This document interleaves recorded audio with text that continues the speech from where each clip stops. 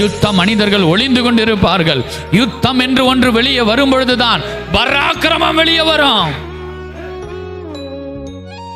ஏன் யுத்தம் வருகிறது தெரியுமா? உன்னில் இருக்கிற பராக்கிரமத்தை வெளியே கொண்டு வர. யுத்தம் வராத வரை நீ ஒரு ஜப வீரனாய் மாற முடியாது.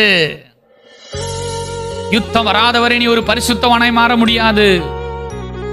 யுத்தம் வராதவரை மன்னாவை சாப்பிட்டு விட்டு கூடாரங்களில் தூங்கிவிட்டு உன் வாழ்க்கையை தொடர்ந்து நடத்தி கொண்டே போய்கொண்டிருப்பாய். பிரசங்கங்களை கேட்பாய், மன்னாவை கேட்பாய், சாப்பிடுவாய். அதற்கு பின்பு உன்னுடைய வாழ்க்கை தொடர்ந்து போய்கொண்டே இருக்கும். ஆனால் என்றைக்கு யுத்தத்தை சந்திக்கிறாயோ உனக்குள் ஒளிந்திருக்கிற ஒரு பராக்கிரமசாலி வெளியே வர ஆரம்பிப்பான்.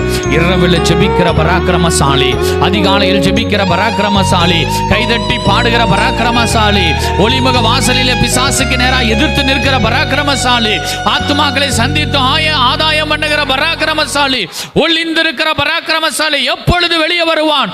யுத்தம் வரும் பொழுது.